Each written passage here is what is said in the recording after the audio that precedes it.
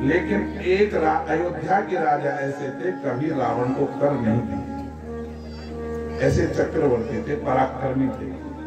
तो जब नए नए राजा बने, रावण डराता था उनको। राजा मानधाता राजा बने तो रावण ने 4 राक्षसों को भेजा, जाओ अयोध्या के राजा मानधाता से जाकर के कहो या तो कर दो या फिर युद्ध करो। दोनों तरह से डराता था। रावण के दूत आए राजा मानधाता के पास में, अयोध्या की सीमा में जो ही प्रवेश किया रावण के दूतों ने, राक्षसों ने, तो क्या देखा? दूर से देखा कि एक सिंह गाय पर आक्रमण कर रहा है और गाय चराने वाला बहुत दूर खड़ा है। कैसे बचावे गाय को? राक्षस प्रवेश किए थे, वो सब देख रहे थे। तो सिंह गाय पर आक्रमण कर रहा है, गाय चराने वाला बहुत दूर खड़ा है। उस गाय चराने वाले देखा कि जब तक गाय के पास पहुंचूंगा तब तक तो सिंह खा जाएगा गाय को। तो दूर से ही उस गाय चराने वाले ग्वाला ने जोर से कहा, ए सिंह, अगर तू गाय पर आक्रमण करेगा तो तुझे राजा मानधाता की सौगंध है। राजा मानधाता की सौगंध सुनकर के सिंह वापस चला गया। ऐसे थे हमारे अयोध्या के राजा, जिनकी आन बान शान, जिसके इसकी सौगंध को हिंसक जानवर तक भी मानते थे। चले गए सिंह वापस। अब रावण के दूतों ने देखा ये तो कोई बहुत ऊंची चीज है। अरे जिसकी सौगंध को जो हिंसक जानवर शेर भी मानते हैं, कैसा राजा होगा? चलो देखते हैं। चले गए, अयोध्या के दरबार में गए, कहा कि हम लंका से आए हैं, राजा मानधाता से कहो हम मिलना चाहते हैं। तो दरबारियों ने कहा कि हमारे राजा मानधाता इस समय आपसे नहीं मिल सकते। क्यों? कि इस समय महाराजा का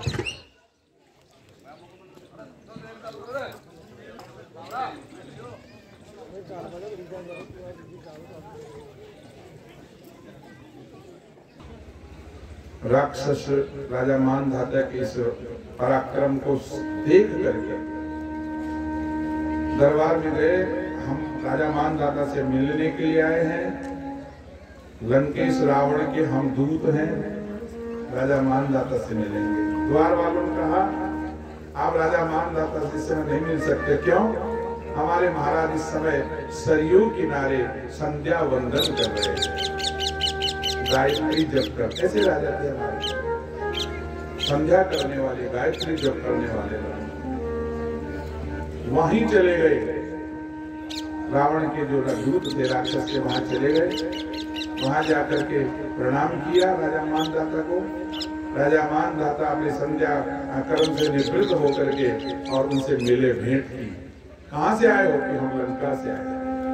क्या समाचार है? कि हमारे महाराज लंका पति रावण ने कहा है कि जाओ अयोध्या के राजा से कहो या तो कर दो या फिर युद्ध के लिए तैयार हो जाओ।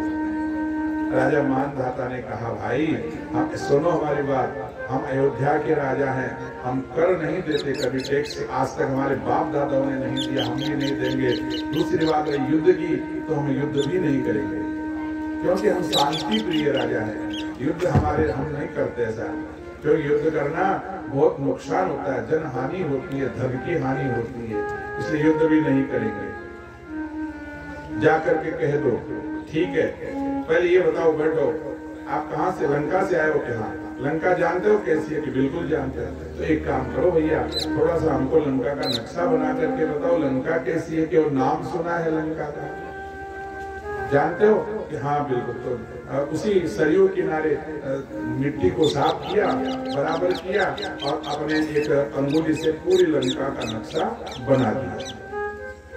ऐसे लंका है, सोने की लंका है, फिर परकोटा है, फिर खाई है, फिर परकोटा है, फिर खाई है, इतनी सुरक्षा। और इस प्रकार से 4 दरवाजे हैं, पूर्व पश्चिम उत्तर दक्षिण, पूरी लंका का नक्शा बना दिया। राजा मानधाता ने कहा बन गया पूरा नक्शा? कि बिल्कुल बन गया। तो ठीक है भाई, तो भैया एक काम करो, ये इधर वाला जो दरवाजा नहीं, ये वाला उत्तर वाला, ये उत्तर वाला दरवाजा, ये खाई, ये परकोटा, मैं इसको मिटा देता हूँ यहीं से। नक्शे में से मिट्टी पर बने हुए नक्शे को मिटा दिया और जाओ रावण से कह देना अगर ये मिट्टी का बनाया और यहीं से मिटा दिया मैंने, वहां जाकर के रावण से कहना कि देखो ये जो अपनी लंका जो इतनी मिट गई, राजा मानधाता ने वहीं से मिटा दिया। जाओ कह देना। गए, राक्षस वापस गए और लंकापति रावण को प्रणाम किया, महाराज को प्रणाम। बोलो भैया क्या कहा राजा मानधाता ने कि महाराज गए समाचार तो पाते सुना से पहली माँ के साथ कहा कि चलो हमारे साथ। गए, उत्तर के दरवाजे को रावण ने जाकर के देखा तो मैदान साफ, कई बीघों में। और ये रातों रात ये क्या हो गया इतनी देर में कि महाराज किसी ने नहीं करा, तो ये राजा मानधाता ने किया है अयोध्या में बैठे बैठे। अयोध्या में बैठे बैठे कि हाँ कैसे कि हमसे नक्शा बनवाया और नक्शा बनवा करके उसने अपने हाथ से वहीं साफ कर दिया, नक्शे में मिटा दिया। और जो नक्शे में मिटाया है वो वहां यहाँ मिट गया। और राजा मानधाता ने कहा है अगर फिर भी रावण को युद्ध करने की इच्छा है तो सोच लेना, विचार कर लेना, राजा मानधाता युद्ध नहीं करेगा, पूरी लंका पर हाथ यहीं से फेर देगा। बताओ, यही अयोध्या में बैठे बैठे हाथ ही फेर देगा, साफ पूरी नक्शे को मिटा देगा। ऐसे थे हमारे राम जी के वंशज अयोध्या के महाराजा मानधाता। बोले श्री रामचंद्र भगवान की। इसी वंश में आगे चल करके हरिश्चंद्र जैसे राजा हुए। हरिश्चंद्र की कथा तो खैर आप सब लोगों ने सुनी है।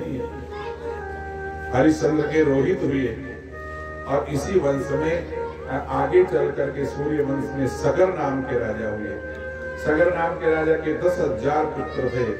राजा सगर ने 100 अश्वमेध यज्ञ किए, 100वां यज्ञ पूरा करने लगे। इंद्र घोड़े को चुरा करके ले गया। राजा सगर के 60,000 पुत्र थे। उन्होंने कहा पिताजी चिंता मत करो, जहाँ घोड़े जो भी कोई घोड़े को ले गया है हम उसको मार करके घोड़े को ले आएंगे।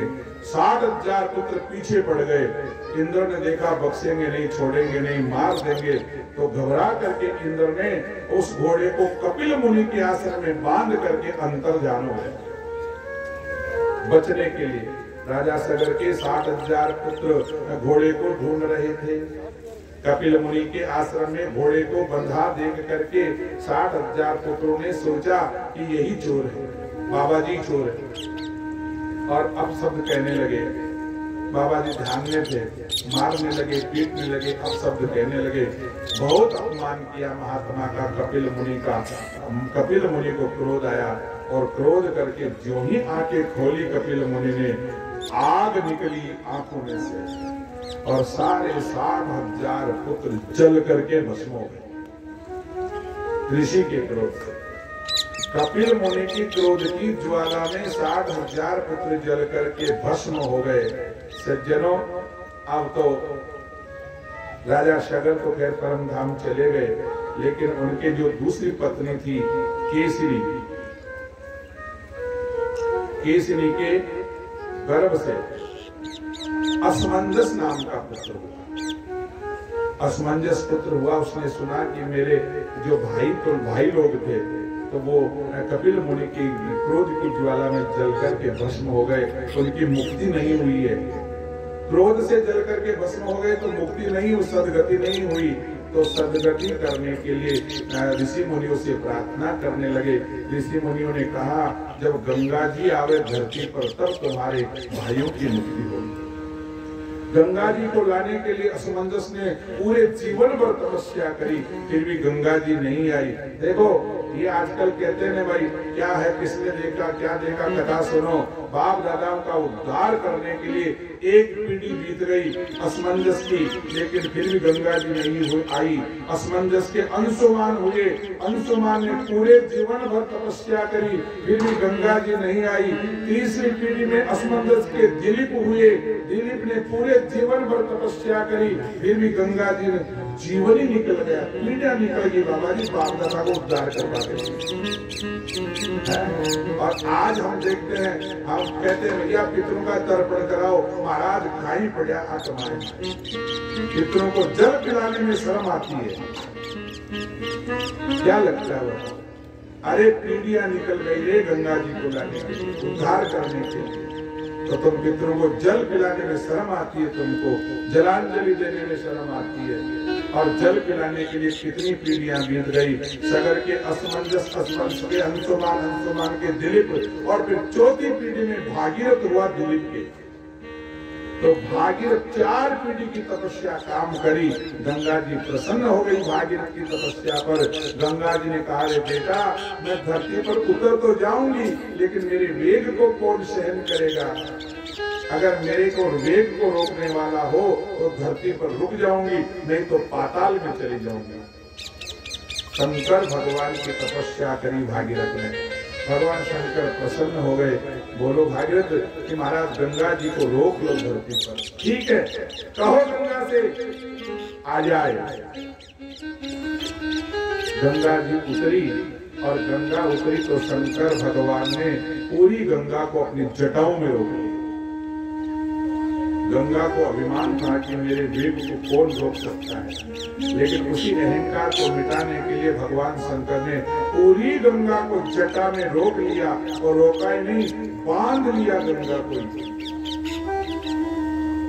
भागीरथ फिर प्रार्थना करते, महाराज मन तो 4 पीढ़ियां होगी। गंगा जी ने या बताई, अरे सारी गंगा नहीं रोक लिया, एक धारा तो निकालो बाहर ने। भगवान शंकर की जटा में से एक धारणा, आगे आगे भागीरथ का रथ और पीछे पीछे गंगा।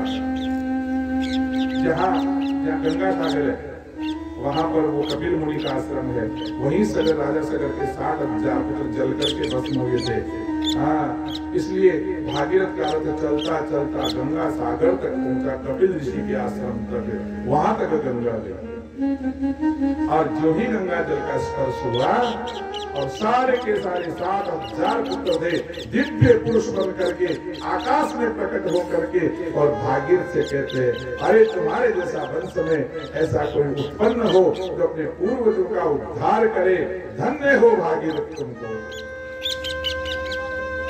माँ बाप अपने पूर्वज भी अपने वंश के बेटे पोतों को आशीर्वाद देते हैं अगर उनकी कोई सेवा करे। आस करते हैं वो, मेरे वंश में कोई होगा, मेरे को जल पिलाएगा, तर्पण करेगा मेरा। और वो नालायक बेटा पैदा हो करके बाप दादाओं को जल भी नहीं पिला सकता, क्या फायदा है? 4 पीढ़ियां निकल गई, राजा सगर के 60,000 पुत्रों का उद्धार हो गया।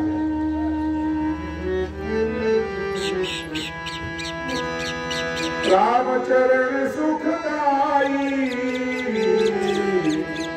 भज मन, रामचरण सुखदाई,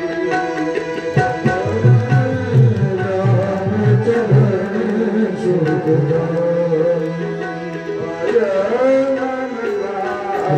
रामचरण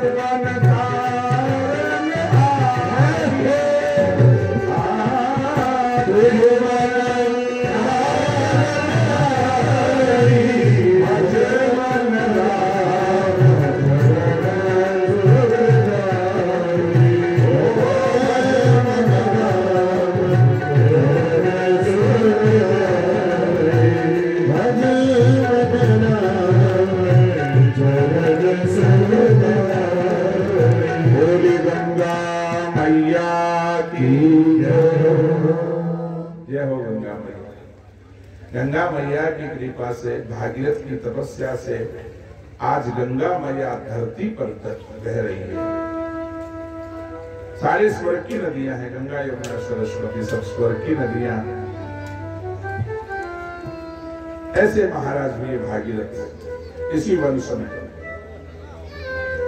और इसी वंश में आगे चल करके सौदास नाम का राजा हुआ, सौदास के अस्मक नाम का राजा हुआ, अस्मक के मूलक नाम का राजा हुआ, मूलक के विश्वसह नाम के राजा हुए, और विश्वसह के खटवांग नाम का राजा हुआ, खटवांग राजा के दीर्घबाहु नाम के राजा हुए, दीर्घबाहु के महाराज रघु हुए। रघुवंश तो नाम सुना होगा आपने, भगवान राम का पहले सूर्यवंश था, सूर्यवंश के बाद में भगवान राम जी के वंश का नाम पड़ा इक्ष्वाकु वंश। इक्ष्वाकु नाम के चक्रवर्ती सम्राट हुए। उसके बाद में महाराज सूर्य वंश में एक रघु नाम के राजा हुए। ऐसे पराक्रमी राजा थे जिसके नाम से ही वंश का नाम पड़ गया रघुवंश।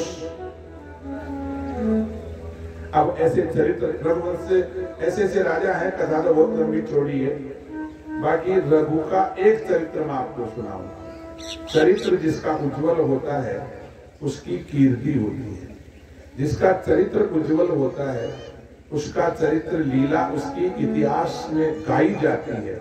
हमारे वेद व्यास जी महाराज ने पूरे सूर्यवंश का वर्णन बड़े खुले मन से किया है। सज्जनों, रघुवंश का चरित्र, महाराज रघु का चरित्र देखो। एक बार जब महाराज रघु राजा बने तो दिशाओं को जीत करके राजसूय यज्ञ में और समस्त दिशाओं को जीत करके जब वापस अयोध्या आ रहे थे, महाराज रघु का विमान लंका के ऊपर से आ रहा था। लंका के ऊपर, महलों के ऊपर महारानी मंदोदरी स्नान कर रही थी। राजा रघु की दृष्टि नीचे पड़ी और नीचे पड़ने से महारानी मंदोदरी पर दृष्टि पड़ गई। अब पूरे धरती को जीत करके आए थे, दिग्विजय करके आए थे, तो अयोध्या में सब रानी महारानी सब स्वागत के लिए खड़ी हैं। राजा रघु का विमान अयोध्या में जाना चाहिए, परंतु अयोध्या में नहीं गया।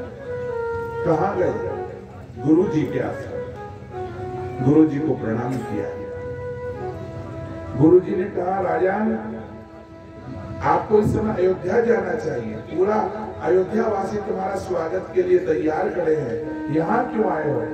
कि महाराज अपराध हो गया। क्या अपराध हो गया?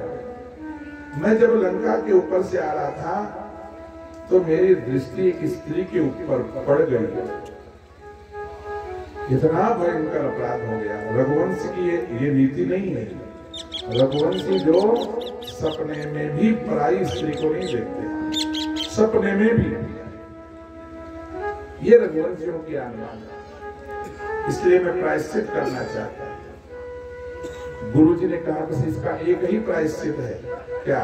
वापस जाओ, वापस जाकर के जिस स्त्री को तुमने देखा है उसको या तो बेटी बनाओ या फिर बहन बनाओ। महाराज रघु का विमान वापस आया। उस समय वो देवी स्नान करके वस्त्र पहन चुकी थी। विमान महल के ऊपर उतरा। मंदोदरी ने देखा कि ये कोई राजा है, घबरा गई। महाराज रघु ने कहा, घबराने की आवश्यकता नहीं है, मैं तुमको बेटी बनाना चाहता हूँ, पुत्री बनाना चाहता हूँ, आज से तुम मेरे धर्म की बेटी हो। मंदोदरी ने कहा, तुम्हारा परिचय तो दो। महाराज रघु ने कहा कि मैं अयोध्या का महाराजा रघु हूँ। तो मंदोदरी ने कहा महाराज रघु अयोध्या के राजा हैं कि हाँ अयोध्या का राजा है। मंदोदरी कहने लगी तो फिर तो और भी ज्यादा गड़बड़ हो गई। क्यों? हम मेरे जो पतिदेव है रावण, उनका और अयोध्या के राजाओं का परस्पर शत्रुता है, बैर है, कैसे सहन करेंगे वो लोग? तो महाराज रघु ने कहा मैंने तो तुमको बेटी बना दिया। तो कुछ कपड़े लेकर के गए थे बेटी बनाने के लिए, तो उनको वस्त्र दे करके और बेटी बना करके जाने लगे। मंदोदरी कहने लगी हे मेरे धर्म के पिताजी, अगर मान लो रावण हमें जो पति देव ने इस बात को नहीं सहन कर सके और उन्होंने कुछ मेरा नुकसान करना चाहा तो मैं क्या करूंगी, मेरी रक्षा कौन करेगा? तो महाराज रघु ने कहा चिंता मत करो बेटी, अगर तुम्हारे पति देव तुमको अगर नुकसान पहुंचाना चाहते हैं कभी भी मेरे नाम से, तो पिताजी को याद कर लेना, अपने आप रक्षा हो जाएगी। देखो ऐसे थे हमारे महाराज रघु। इतना कह करके रघु महाराज तो आ गए अयोध्या में और महारानी मंदोदरी आराम से रहने लगी। एक दिन पूरी लंका में उत्सव, वार्षिक मेला भरता है, जैसे यहाँ भरता वार्षिक मेला, पूरा गांव इकट्ठा होता है, तो लंका में वार्षिक उत्सव था। पूरी लंका इकट्ठी होनी थी और सिंहासन पर महाराज रावण और मंदोदरी को बैठना था। तो आज जब वार्षिक उत्सव था तो मंदोदरी ने विचार किया आज तो कोई चौका कपड़ा पहन चला, माता बड़ा तैयार होगा, घंटा 2-4 घंटा लगा हुआ ये भी आप राग भी न बगावे, आप पहले फिर बगा दे, आप पहले भी न बगा दे, अया 2-4 घंटा होगा। मंदोदरी ने अब देव योग सो वे कपड़ा हाथ में आगा जो धर्म का पिताजी दिया, महाराज रघु के देव योग बहुत सुंदर थे। उन्होंने मंदोदरी विचार आज तो यही कपड़ा पहन, वही वेशभूषा पहन करके और वही गहने पहन करके महारानी मंदोदरी दरबार में चली गई। रावण सरकार के पास में सिंहासन पर जाकर के बैठ गई। उत्सव प्रारंभ हो गया। अब एक बार क्या हुआ कि रावण की दृष्टि मंदोदरी के ऊपर पड़ गई। देखा अरे वाह कितने अच्छे आज तो वस्त्र पहन के आई हो। गौर से जब देखा ये तो मेड इन लंका नहीं है, हाँ, ये तो लंका में बने हुए कपड़े नहीं है, ये तो कहीं दूसरी जगह। मंदोदरी की हाँ स्वामी ये वस्त्र कहाँ के हैं? अब वो पतिव्रता थी मंदोदरी, तो झूठ बोलती नहीं थी। मंदोदरी पतिव्रता थी। ये वस्त्र कहाँ से आए? ये तो लंका के तो नहीं है, राक्षसों के वंश के नहीं है, कहाँ से आए हैं? कि महाराज ये मेरे धर्म के पिता ने दिया। धर्म का पिता? अरे आज तक नहीं सुना तुम्हारे कोई धर्म के पिता भी हैं? हाँ स्वामी मेरे धर्म के पिता। कौन है? कि महाराज मेरे धर्म के पिता अयोध्या के महाराज रघु। और जो ही रघु का नाम सुना अरे रे रे रावण को क्रोध आ गया। अपनी तलवार लेकर के, और चंद्रहास तलवार थी रावण के पास, तलवार लेकर के और मंदोदरी को मारने के लिए तैयार। मेरे शत्रु से मिली हुई हो, मेरी पत्नी होकर के। जो ही मारने लगा मंदोदरी को बात याद आ गई। तो महाराज प्रभु ने कहा था मेरे को याद कर लेना। हाथ जोड़ करके मंदोदरी ने कहा हे मेरे धर्म के पिताजी, मेरे स्वामी मेरे को मार रहे हैं, मैं मर जाऊंगी, मेरी रक्षा करो। उसी समय उत्तर की तरफ से, अयोध्या की तरफ से 2 बाण जलते हुए आए, जलते हुए, और रावण के चारों तरफ मंडराने लगे। खूब प्रयत्न किया, खूब तंत्र मंत्र किया, खूब मायावी विद्याएं चलाई रावण ने, लेकिन वो बाण बुझे नहीं और रावण जलने लगा। जब अंतिम देखा कि मेरा बचने का कोई मौका नहीं है, कोई गुंजाइश नहीं है, तो वही रावण अपनी पत्नी मंदोदरी से कहता है हे मंदोदरी मेरी रक्षा करो, है? मेरी रक्षा करो। तो मंदोदरी तो पतिव्रता थी, पति को संकट में देख करके मंदोदरी हाथ जोड़ करके कहती है हे मेरे धर्म के पिता के बाणों, मेरे पति को छोड़ दो, रक्षा करो। जब मंदोदरी ने पिताजी के बाणों से प्रार्थना करी, बाण शांत हो गए और वापस अयोध्या की तरफ चले गए। ये थे महाराज रघु। चरित्र देखो आप, इन्हीं से रघुवंश चला।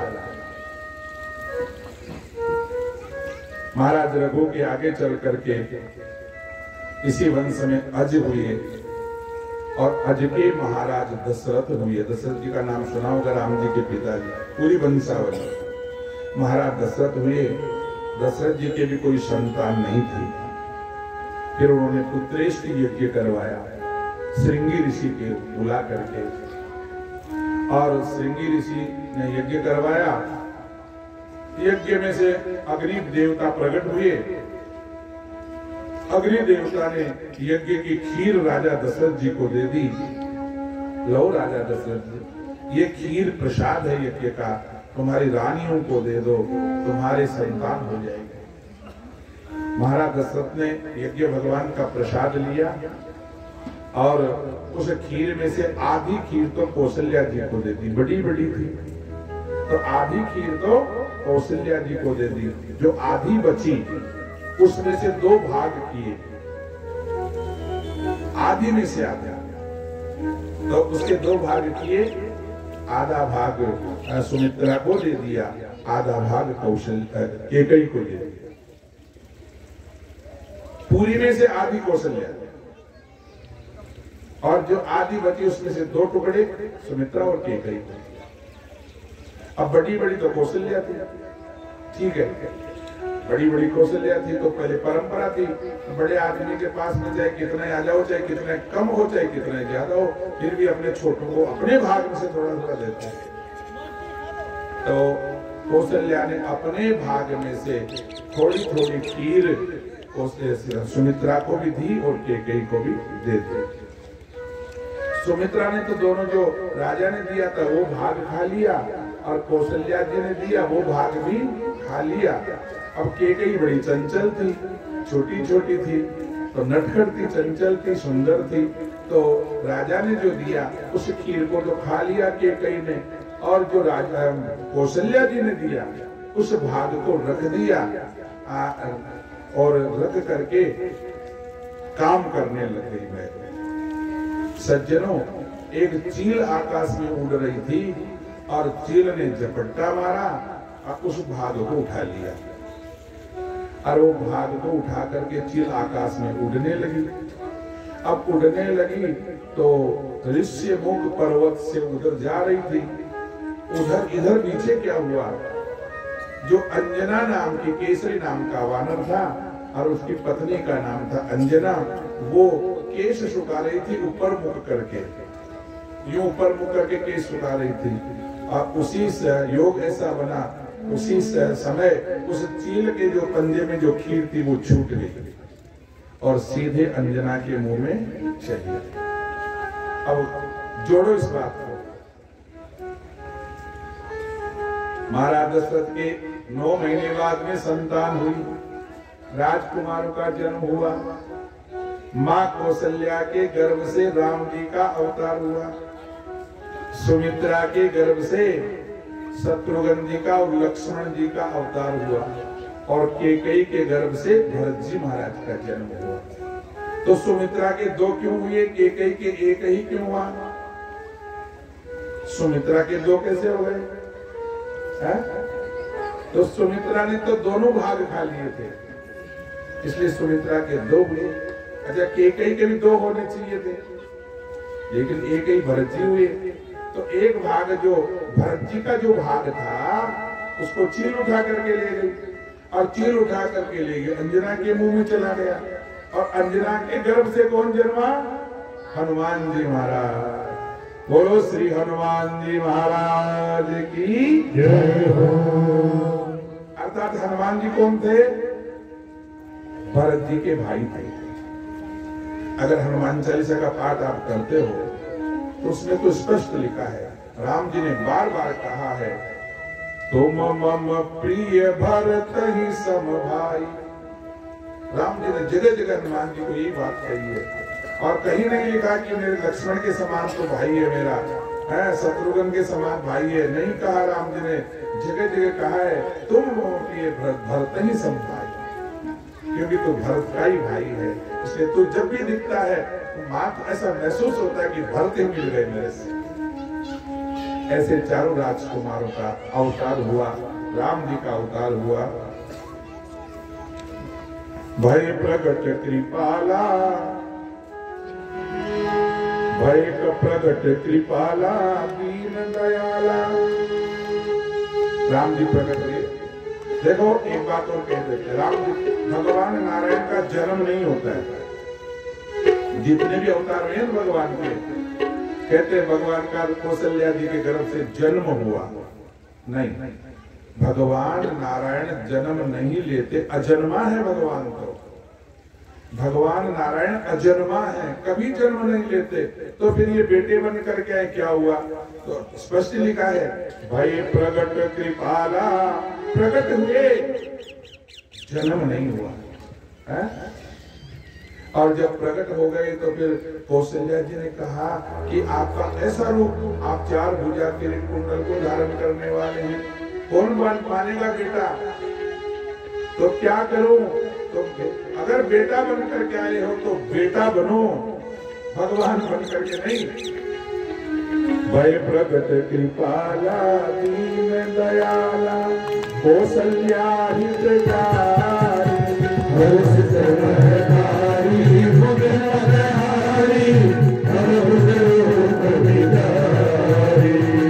जगदभिरामा, तनु घनश्यामा, निज आयुध भुज चारी, सन वनमाला, नयन विराला, शोभा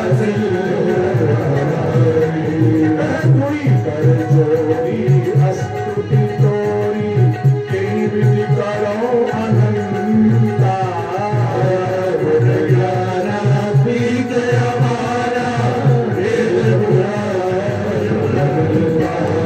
करुणा सुख सागर, सब गुण आगर, जही गावहि श्रुति संता, शोभमय लागे, जय अनुरागी, ब्रह्मांड निकाया, निर्मित माया, रोम रोम प्रतिवेद कहे,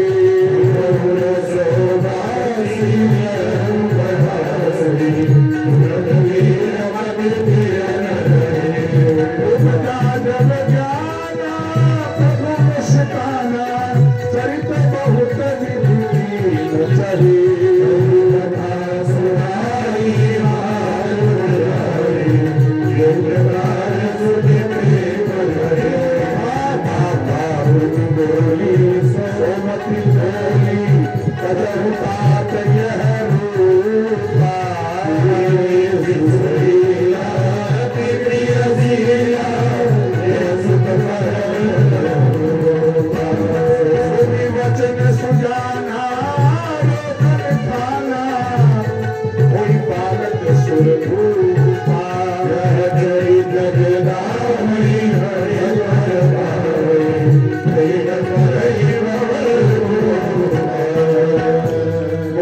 रामचंद्र भगवान की जय हो, गौ माता की जय। गौ माता के लिए जो शरीफराशि गई है, भूषण वनमाला, नयन विशाला, शोभा सिंधु खरारी, कह दुई कर जोरी, अस्तुति तोरी, केहि विधि करो अनंता। कौशल्या माँ ऐसे भगवान के रूप को देख करके प्रणाम करती है। भगवान कहते हैं, माँ तुम पुत्र की कामना से पूर्व जन्म ने तुमने जो तपस्या करी, उसी तपस्या के कारण से मैं आपका पुत्र बन करके आया। कौशल्या मैया ने कहा, तो पुत्र बन करके आए हो, तुम तो भगवान बन करके आए हो।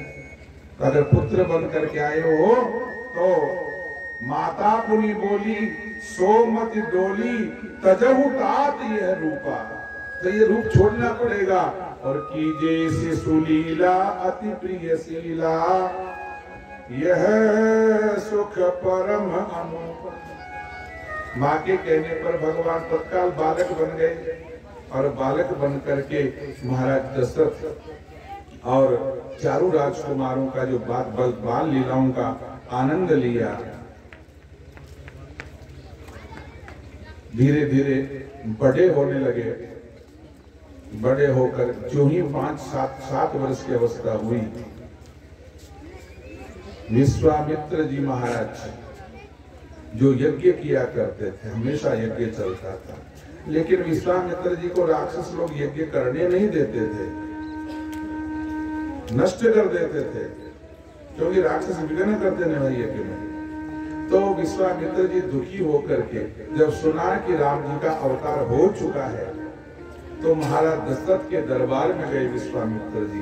कहने लगे, हे महाराज दशरथ, मेरे यज्ञ को राक्षस नष्ट भ्रष्ट कर देते हैं, इसलिए मैं आपसे सहायता मांगने आया हूँ।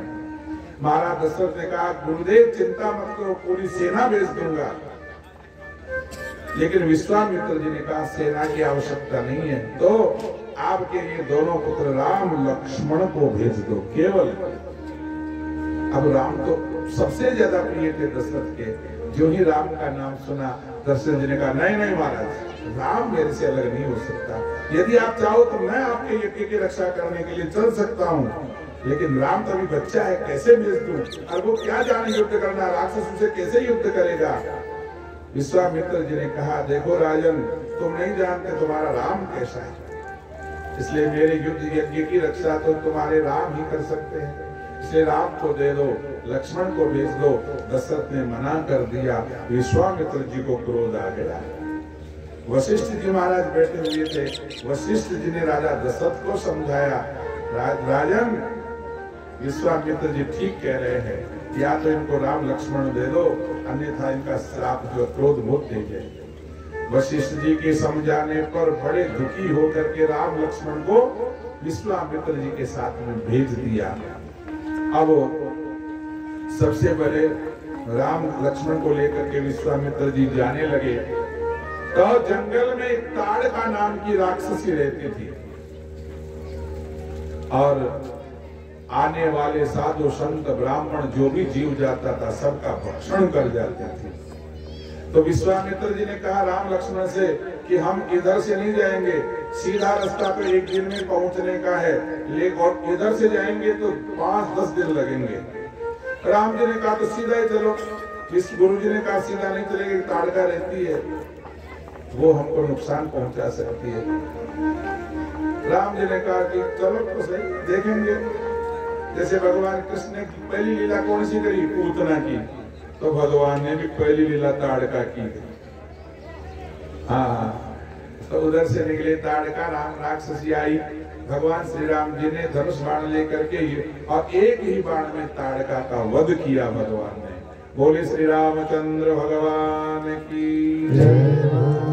यज्ञ की रक्षा करी, पूरा यज्ञ संपूर्ण हो गया। उस यज्ञ को नष्ट करने के लिए मारीच का नाम सुना है? मामा मारीच, सुबाहु, ये राक्षस गजब गजब के राक्षस आए यज्ञ को नष्ट करने के लिए। लेकिन भगवान प्रभु श्री राम जी पहरा दे रहे थे, एक ही बाण से सुबाहु का वध कर दिया। और मारीच आया मामा यज्ञ को विध्वंस करने के लिए। मामा जग तो बोले गड़े, मामा मारीच। तो भगवान राम जी ने क्या किया? बिना फण का बाण, हाँ, एक तिनका उठा करके यूं ही राम जी ने तिनका उठा करके फेंक दिया मारीच की तरफ। तो उसी तिनके की प्रभाव से मामा मारीच अयोध्या से सीधा लंका में पहुंच गया। बताओ, अयोध्या से लंका में पहुंच गया मामा मारीच। इसलिए तो रावण ने कहा ना मामा मारीच को, मामा जी सीता जी का रण करना है, राम जी का जाओ वहां और राम जी को जैसे कैसे बहला करके ले आओ, हरिण बन करके जाओ। मामा मारीच ने रावण को बहुत समझाया था उस समय, ए रावण तो नहीं सब जानता राम कौन है, मैं जानता हूँ राम के प्रभाव को। अरे एक तिनके के प्रभाव से मैं अयोध्या से लंका में आ गया था। जब वो बाण चलाने लग जाएंगे तो फिर कौन बचेगा? वो मामा मारीच। विश्वामित्र जी के यज्ञ को संपन्न किया राम जी ने। और इधर कुछ दिनों के बाद में राम जी भाई गुरु जी के पास में रहते थे। जनकपुरी का संदेश आ गया गुरु जी के पास में, क्योंकि राजा जनक की पुत्री सीता का स्वयंवर था। सबको निमंत्रण दिया था, ऋषि मुनि महात्मा सब लोग आए थे और बड़े बड़े धुरंधर राजा भी आए थे, क्योंकि राजा जनक की प्रतिज्ञा थी शिव जी के धनुष को जो तोड़ेगा उसी के साथ में मेरी पुत्री सीता का विवाह करूंगा। ये प्रतिज्ञा थी राजा जनक की। तो गुरु जी को देखने के लिए गए थे।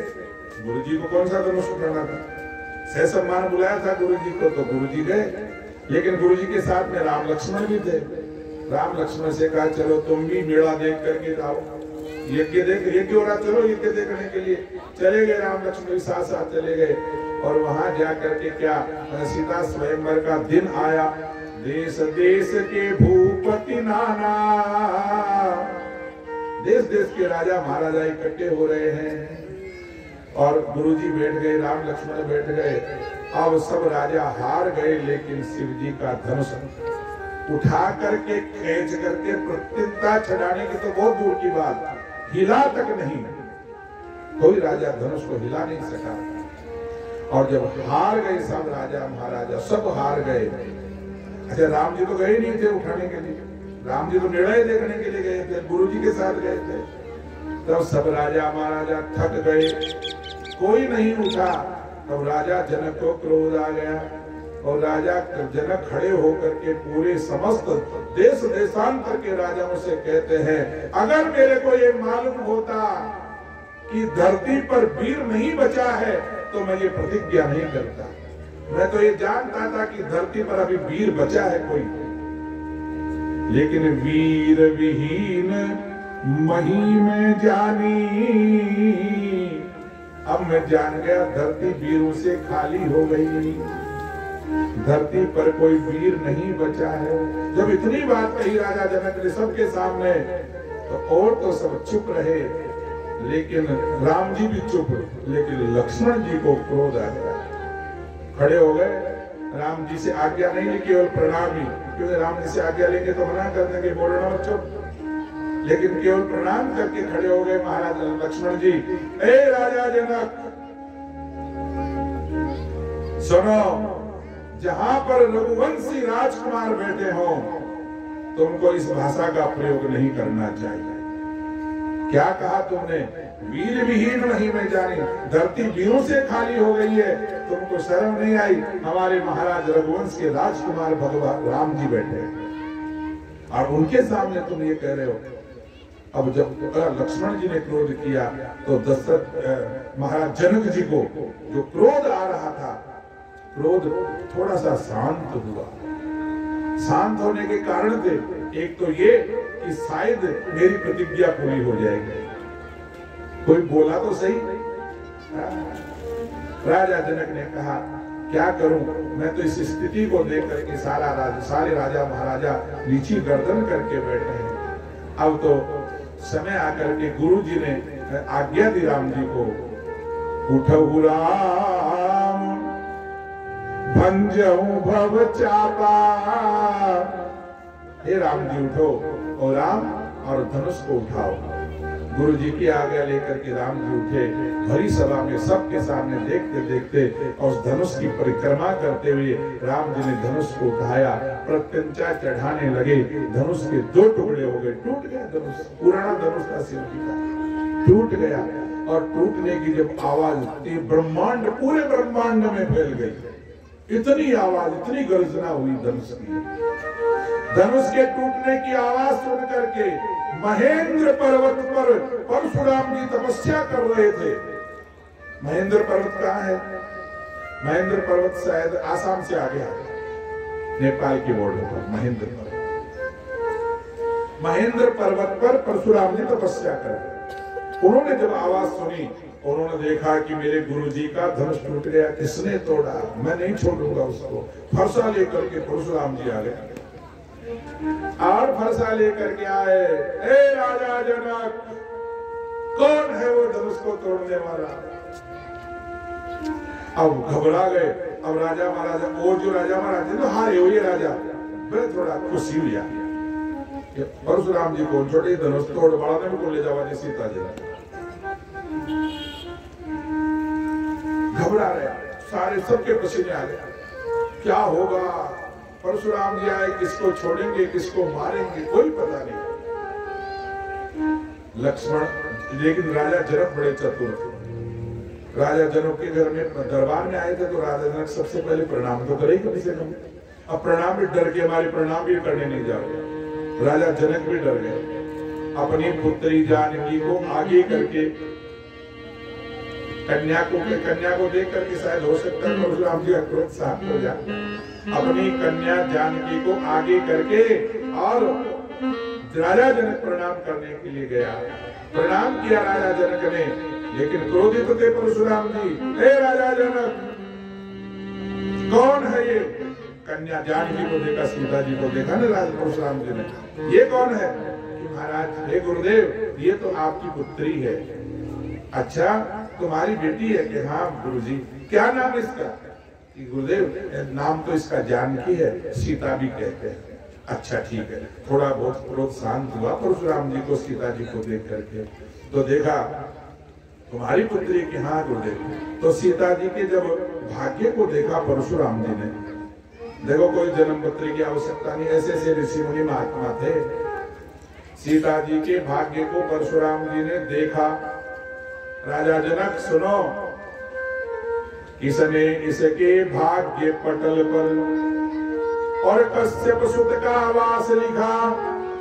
कश्यप सुत मानी सूर्यवंश। ये राजा जनक, तुम्हारी बेटी कश्यप सूर्यवंश की महारानी बनेगी। देखो भला देश भाग्य में रेखाओं को देखा। किसने इसके भाग्य पटल पर कश्यप सुत का वास लिखा।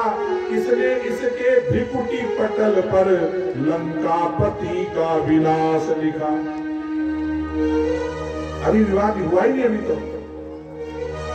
अरे राजा जनक, हाँ गुरुजी, अरे तुम्हारी बेटी की भ्रिकुटी पटल पर मैंने देखा है, ये सूर्य वंश की महारानी बनेगी और इसकी भ्रिकुटी पटल पर लिखा है, इसी के कारण से लंकापति का विनाश होगा।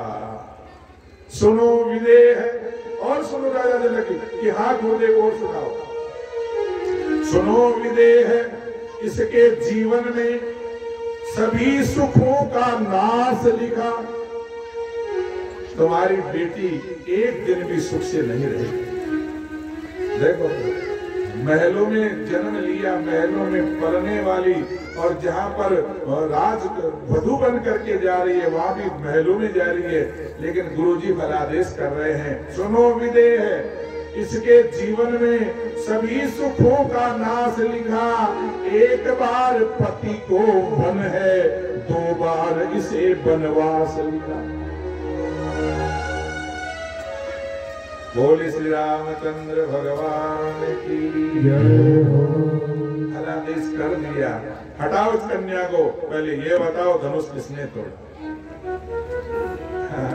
क्रोधित थे तो लक्ष्मण परशुराम समान। लक्ष्मण जी ने कहा महाराज तोड़ दी और कोई भी तोड़ो, थाना काहे लेने दोनों। हाँ, कोई तोड़ दो, धनुष ने काहे। खूब चला लक्ष्मण परशुराम संवाद, बहुत लंबा चौड़ा है। तो लक्ष्मण जी के परशुराम जी खूब वार्तालाप हुई और अंत में लक्ष्मण जी ने कहा महाराज छोटा छोटा धनुष था न तोड़ में टाबर पड़ा में गढ़े तोड़े में तो तीन टूट बम था नती कहीं झाड़ा जी के माने कहीं करो दागो है। परशुराम जी ने कहा ये कोई छोटा मोटा धनुष थोड़े है, ये हमारे शिव जी का, हमारे गुरुदेव का धनुष है। इसको कोई सामान्य व्यक्ति नहीं तोड़ सकता। और जिसने तोड़ा है या तो राजी राजी सामने आ जाओ, नहीं तुम सब मारे जाओगे मेरे परसे से। अरे एक के बदले में सब क्यों मरते हो? जो तोड़ा उसी को सामने ले आओ, तो उसी को मार करके मेरी आत्मा को ठंडक मिल जाए।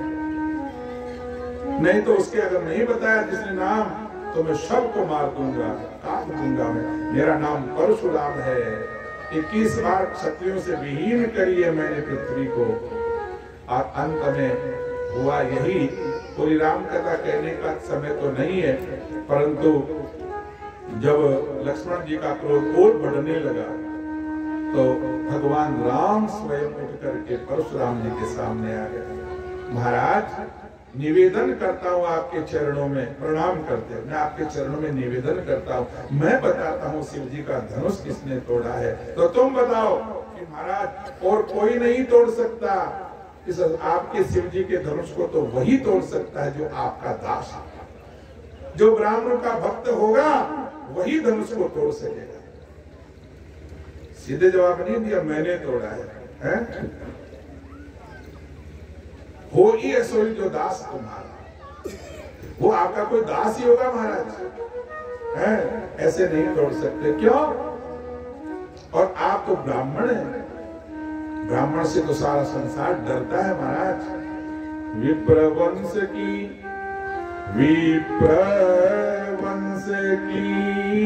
अश प्रभुताई,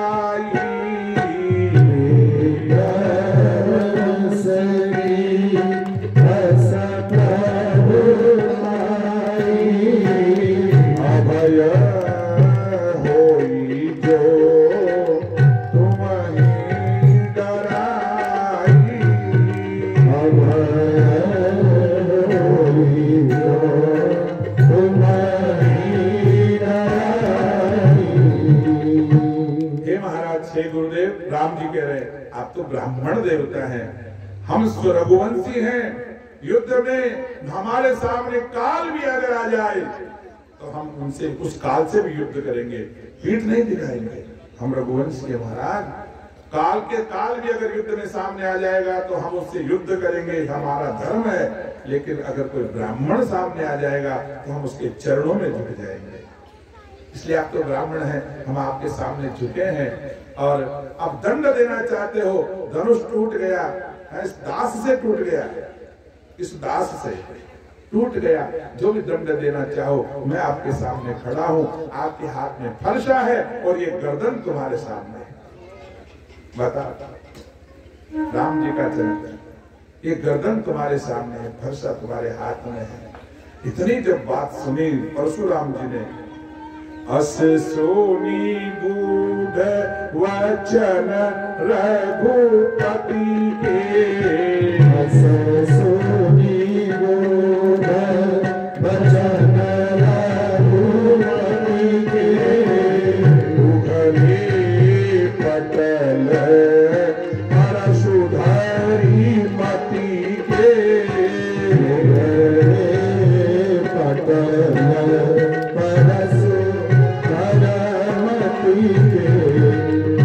श्री राघवेंद्र सरकार की जय।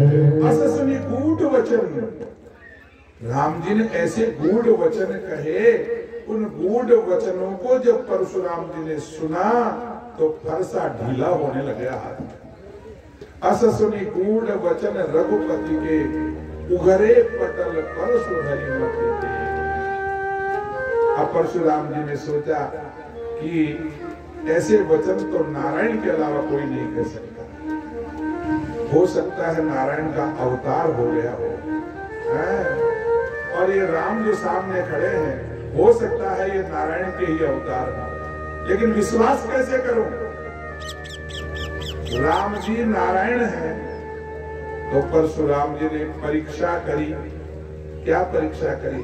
मैं जान गया कि आप अवतार तो नारायण का हो चुका है, लेकिन थोड़ा सा मेरा संशय दूर कर दो प्रभु राम। क्या?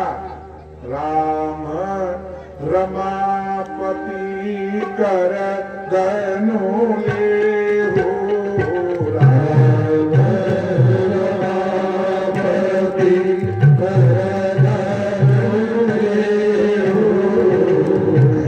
चत मोर मिटहि संदेह,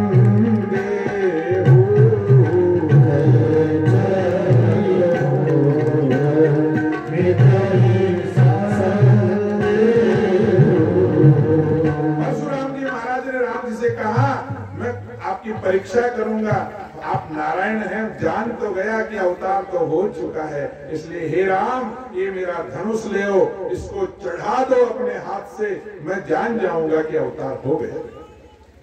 क्योंकि परशुराम जी के धनुष को नारायण के अलावा कोई चढ़ा ही नहीं सकता। परशुराम जी ने अपना धनुष दिया राम के हाथों में। राम रमापति कर धनु ले, खेचत मोर मिटे संदेह, इसको खेचो एक बार। भगवान राम ने धनुष लिया परशुराम जी के हाथ से और धनुष को प्रत्यंचा चढ़ा करके बाण चढ़ा लिया। बाण चढ़ाते ही परशुराम जी ने फरसा पटक दिया और हाथ जोड़ करके राम जी की स्तुति करने लगे। परशुराम जी, हे नारायण तुम्हारी जय हो, तुम्हारी जय हो। राम जी ने कहा जय हो तो ठीक है, लेकिन ये धनुष बाण पर चढ़ा हुआ है, बाण चढ़ गया, ज्ञान से तलवार निकलने के बाद में खाली नहीं जाती है, वैसे ही धनुष के ऊपर बाण चढ़ने के बाद में खाली नहीं जाता है। हे परशुराम जी बताओ इस बाण को कहाँ छोड़ो? अब वापिस थोड़ी डालो उसको तरकस में, ये बाण तो छूटेगा, तो कहाँ छोड़ो इस बाण को? तो परशुराम जी ने कहा इसको पश्चिम दिशा में राक्षस लोग रहते हैं, दक्षिण और पश्चिम दिशा में राक्षस लोग रहते हैं, तो जाओ राम इस धनुष को पश्चिम दिशा में छोड़ दो। परशुराम जी के कहने पर भगवान प्रभु श्री राम ने उस धनुष को पश्चिम दिशा में छोड़ा और उसी बाण की प्रभाव से आज भी उस बाण का प्रभाव है। क्या पश्चिम दिशा का जल सूख गया उस बाण के प्रभाव से, मारवाड़ बन गया, केवल रेत ही रेत है, जल नहीं है वहां, है? इसीलिए तो मरुस्थल कहते हैं उसे। बोले श्री राघवेंद्र सरकार की जय। धनुष टूट गया तो वरमाला तो सीता जी ने राम जी के गले में पहना दी और फिर महाराज जनक ने संदेश भेजा अयोध्या में महाराज दशरथ जी के पास, जाओ बारात बना करके लेकर के आओ। महाराज दशरथ बारात बना करके लेके आए, लेकिन पहली बारात थी जिसमें दूल्हा नहीं था, बिन दूल्हे की बारात। दूल्हा तो पहले पहुंच गया था और राजा दशरथ जी बारात बना करके ले गए बिना दूल्हे के। तो बारात पहुंच गई, राजा जनक ने स्वागत किया, हाथ जोड़ करके निवेदन किया, हे महाराज दशरथ मैं एक निवेदन और करना चाहता हूँ। मेरे 4 पुत्र, मेरे भाइयों के 4 पुत्रियां हैं, आपके 4 राजकुमार हैं, मैं 4 कन्याओं का कन्यादान तुम्हारे पुत्रों के साथ में कर देना चाहता हूँ। सज्जनों, महाराज जनक ने 4 पुत्रियों का विवाह है 4 राजकुमारों के साथ में एक साथ कर दिया। राम जी के साथ में सीता जी, लक्ष्मण के साथ में उर्मिला और भरत के साथ में मांडवी और शत्रुघ्न जी के साथ में श्रुतकीर्ति। 4 पुत्रियों का विवाह संस्कार कर दिया, ब्याह होगा, फेरा होगा, सारी बात होगी। अब फेरे होने के बाद में क्या होता है? आज भी परंपरा तो चली रही है ना भाई, फेरे हो गए, फेरों के बाद में क्या होता है? कंवर कलेवा होता है। कंवर कलेवा होता है, तो कंवर कलेवा हो रहा था। सारी जनकपुर की स्त्रियां राम जी को देख करके और बड़ी प्रसन्न थी, राम जी की शोभा और गुणानुवाद कर रहे सारी जनकपुर की स्त्रियां।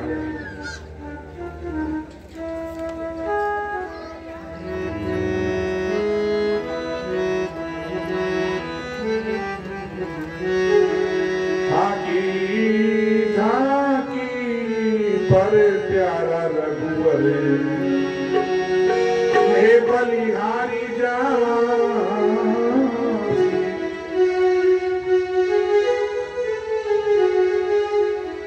सारी जनकपुर की स्त्रियां राम जी भोजन कर रहे हैं। जनकपुर की स्त्रियां राम जी को सुंदरता को देख करके कह रही है, थाकी झाकी पर प्यारा रघुवर हे बलिहारी जा।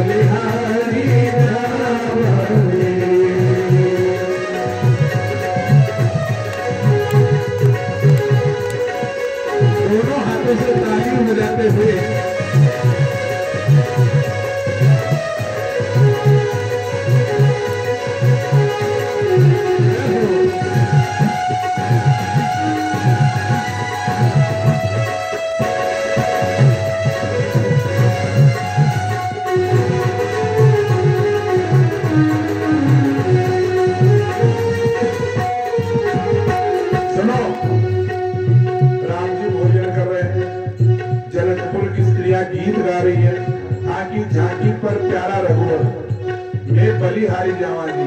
और एक निवेदन सुन लेना राम जी, क्या हमारी बाई सीता कभी महलों से बाहर नहीं निकली। सुकुमारी छे सीता माँ की, सुकुमारी छे सीता की, थोड़ी सार राख जो यहाँ की, थोड़ी सार राख जो यहाँ की। ये तो खुद ही सुर ज्ञानी जो खाने काई ज्ञान सिखावा जी।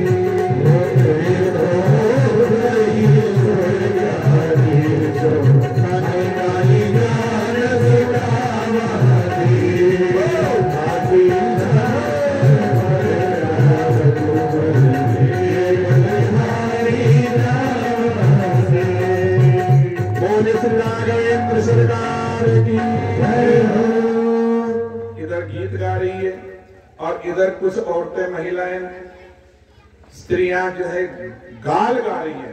गाली गावा की परंपरा बहुत पुरानी है। इधर तो गीत गा रही है, भगवान भोजन कर रहे हैं, और सारी स्त्रियां जो है आधी गीत गा रही है, आधी गाली निकाल रही है। अरे ब्याह की गाली तो वो भी मिट्टी लग गया है। तो जनकपुर की स्त्रियां गाली निकाल रही है, क्या